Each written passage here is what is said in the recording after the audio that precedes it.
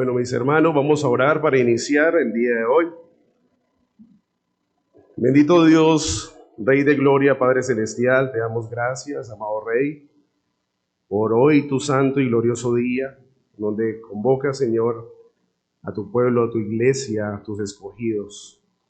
Señor, te rogamos que en esta mañana tu santo nombre sea glorificado y exaltado, y que sea tu voluntad perfecta, eterna, Señor, sobre nuestras vidas.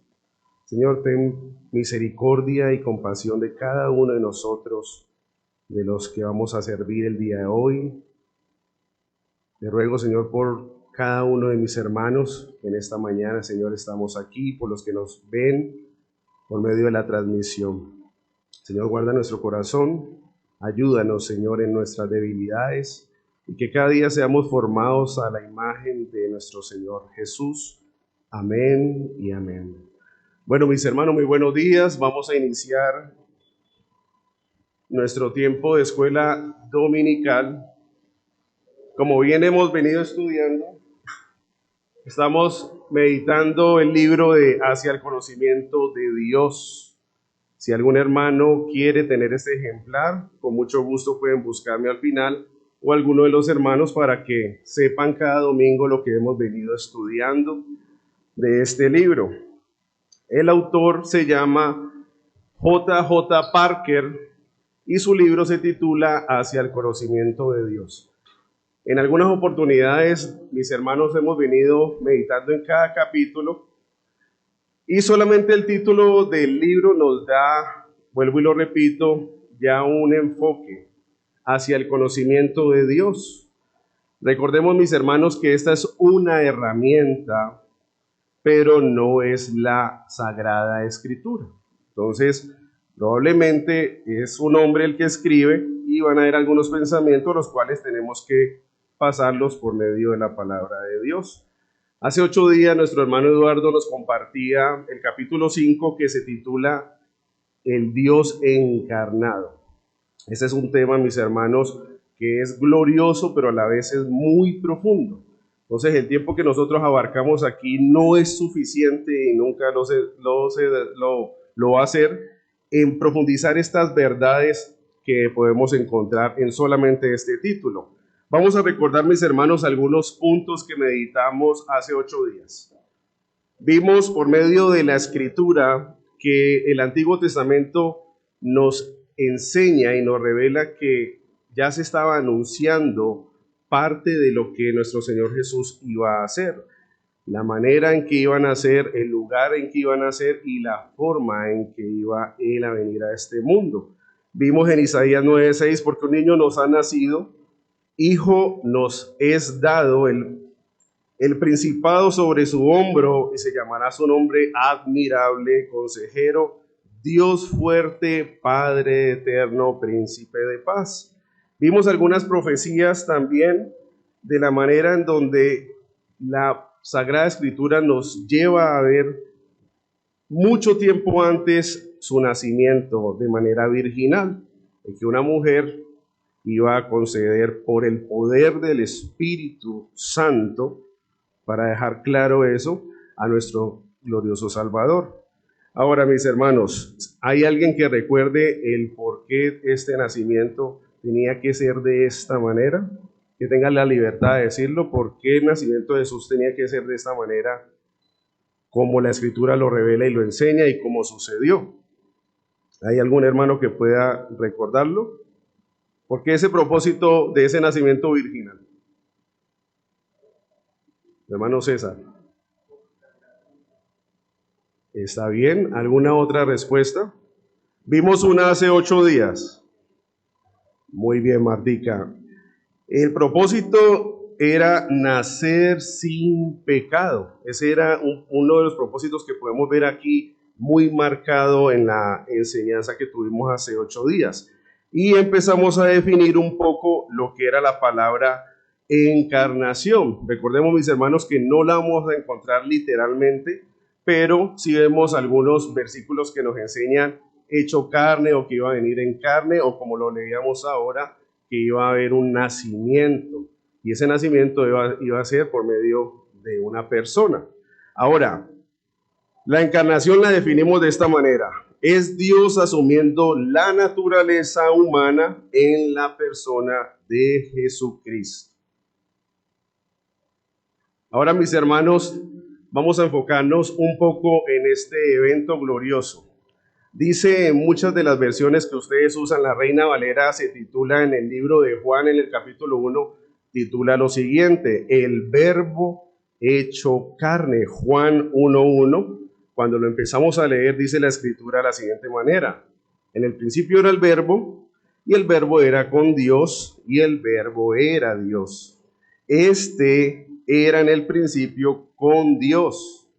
Todas las cosas por él fueron hechas, y sin él nada de lo que ha sido hecho fue hecho.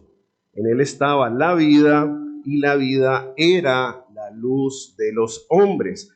Aquí vemos al apóstol Juan haciendo el llamado prólogo, una pequeña introducción de que ya nos está llevando a enfocarnos a unas verdades gloriosas y hermosas. Pero originalmente la palabra verbo viene de logos. Antiguamente, tanto los hebreos como los judíos, esto no era nada raro escucharlo, era algo normal para ellos ver la expresión logos o verbo, o bien conocido para nosotros palabra.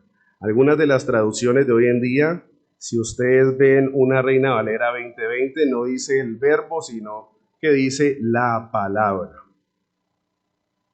Ahora, este capítulo 1, mis hermanos, nuestro hermano John Parker quiere introducirnos un poco en el pensamiento de Juan, guiado por el Santo Espíritu Santo. Dice lo siguiente: esta verdad contiene un resumen de las verdades fundamentales sobre Cristo.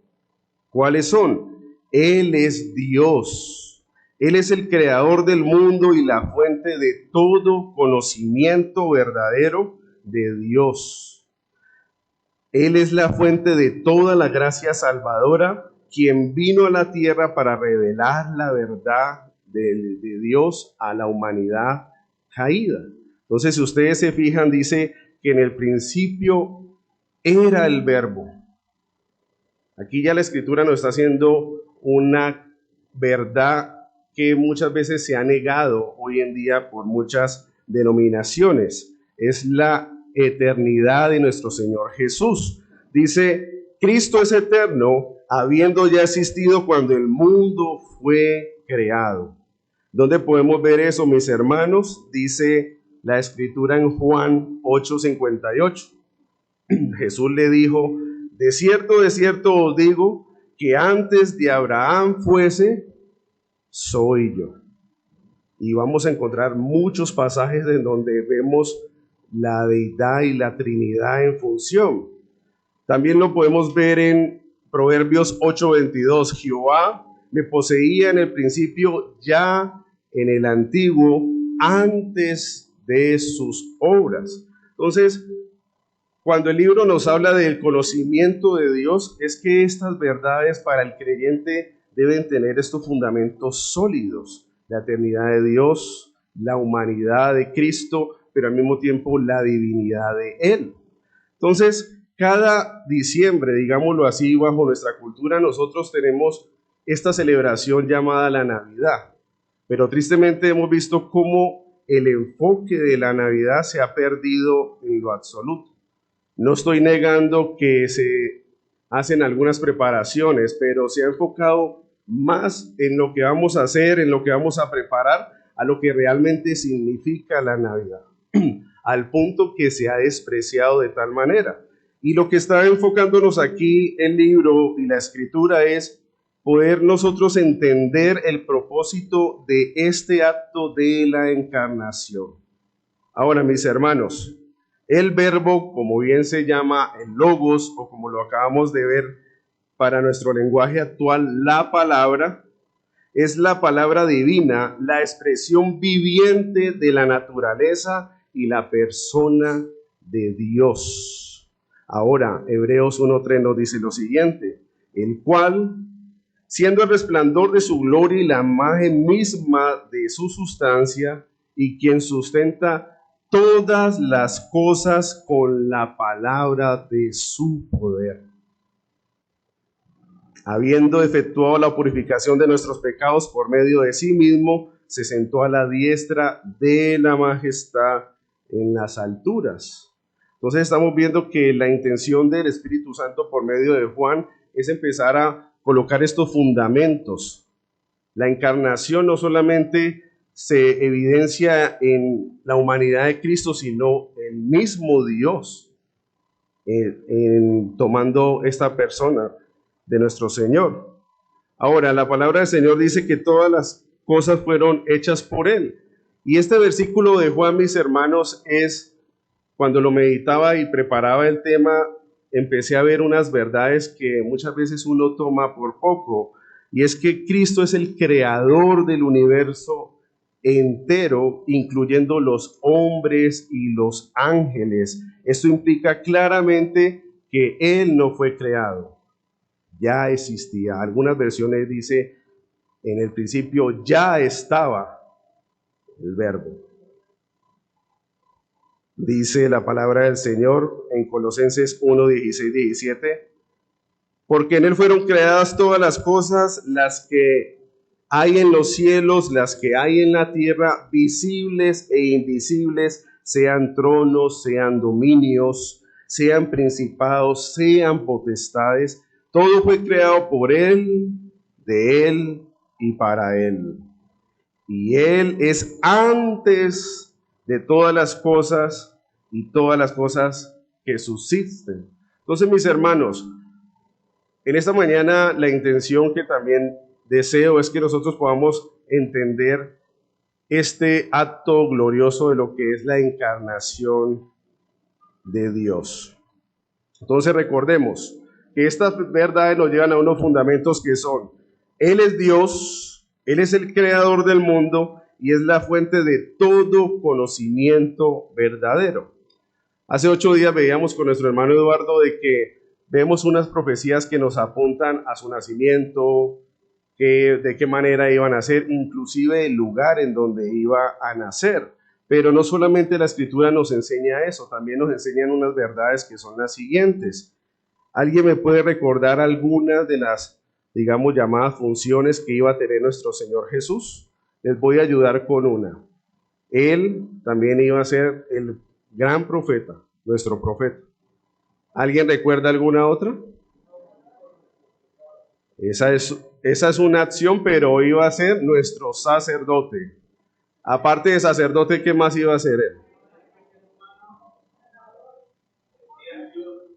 Bueno, el rey, ¿ya? Entonces tenemos profeta, sacerdote y nuestro rey. Y asimismo la Escritura también nos enseña cada versículo donde podemos ver estas revelaciones a que apuntaba este acto de lo que iba a ser nuestro Señor. Ahora, mis hermanos, ¿en qué forma hemos de ver la encarnación? Y aquí el autor J. Packer nos comparte un pensamiento. Dice, el Nuevo Testamento no nos propone que dediquemos en cavilar sobre los problemas físicos y psicológicos que ella plantea. Es decir, cuando nos queremos meter donde la Escritura no nos ha revelado. La Escritura es clara, hay nacimiento por medio del poder del Espíritu Santo. Nació sin pecado, y eso es lo que nos enseña la palabra. Pero muchas veces empezamos, bueno, y la sangre de María, y cómo habrá pasado, y entonces empezamos a introducirnos en unos pensamientos donde la Escritura no nos está enseñando eso. No está de más profundizar y estudiar, pero tener en cuenta que el panorama de toda la Escritura nos revela que nuestro Señor es sin mancha, sin pecado, y que fue concebido por el poder del Espíritu Santo. Ahora, estamos llamados a adorar a Dios, a ver su amor, porque esta es una manifestación del acto que cuando vemos su contexto es Dios, Emmanuel, habitando en medio de su pueblo con el propósito de vivir la vida santa, perfecta y morir la muerte en cruz a favor de los que creen en su obra. Aunque el tema de la naturaleza de Dios lo describe Pablo, dice lo siguiente: aunque él tenía la naturaleza de Dios, no quiso insistir en conservar su derecho de ser igual a Dios, sino que dejó a un lado lo que era suyo y tomó la naturaleza de siervo al nacer como hombre, y cuando tenía la forma de hombre se humilló, y por su obediencia fue a la muerte, aunque en la muerte vergonzosa de la cruz, la de un criminal. Entonces, mis hermanos, aquí en este acto que se cumple esa gran promesa que vemos en Génesis 3:15, vemos a nuestra simiente gloriosa, redentora, a nuestro Salvador Jesús. Ahora, mis hermanos, hay una canción que alguien que sepa bien de esto, que es de Soberana Gracia, o no recuerdo bien el autor, hay unas líneas que dicen: dormiste bajo las estrellas a las que le pusiste nombre, y tú contaste. Fuiste tentado en el desierto que tú hiciste y diseñaste. Obedeciste fielmente la ley a la que eres el autor. El rey dejó su trono detrás. Entonces, mis hermanos, el tema de la encarnación es un tema maravilloso y glorioso que muchas veces es muy superficial. Ah, sí, Señor vino, nació, pero detrás de esta verdad, mis hermanos, hay algo glorioso. Este acto es el que hoy en día, mis hermanos, por la gracia de Dios, y ruego así, es donde estamos todos nosotros aquí, en donde el Señor sació su ira, en donde el Señor hace justicia, y tenemos a nuestro Señor Jesucristo a favor de todos nosotros. Entonces, tomar en poco estos temas muchas veces es lo que nos lleva a confundirnos con las filosofías y estos vientos de doctrina. Entonces, tengamos claro, mis hermanos, estas verdades, que nuestro Señor y la Escritura lo deja muy claro. Él es Dios, Él es el Creador, y que todas las cosas existen por el poder de su palabra. Y eso es lo que vamos a meditar. Hemos meditado en esta mañana. Ahora, mis hermanos, permítanme leer un fragmento de la confesión de fe de Westminster, a la cual nos añadimos. Dice aquí: agradó a Dios en su eterno propósito escoger y ordenar al Señor Jesús, su unigénito Hijo, para ser el mediador entre Dios y el hombre, profeta, sacerdote y rey, cabeza y salvador de su iglesia, el heredero de las cosas y juez del mundo, a quien desde la eternidad le dio un pueblo para ser su simiente y para ser redimido a su debido tiempo, llamado, justificado y santificado y glorificado por él. Mis hermanos, aquí vemos un párrafo donde encierra unas verdades gloriosas. Vamos a orar para que tengamos el tiempo para saludarlos, mis hermanos. Bendito Dios, Padre Celestial, te damos gracias por tu bondad y misericordia. De verdad, Señor, eres glorioso, bueno, Padre. Gracias, Señor, por esta enseñanza. Gracias, Señor, por esta verdad de que viniste a este mundo, Señor, a vivir la vida que nunca, jamás ninguno de nosotros vamos a poder vivir. Te damos toda la gloria, bendito Rey, y sea alabado todo tu santo nombre, Señor, en este día. Ahora te rogamos, Señor, que sigas siendo el director de este día, tu día, y que guardes el corazón de cada uno de mis hermanos en este glorioso día que apartaste para todos nosotros. Amén y amén.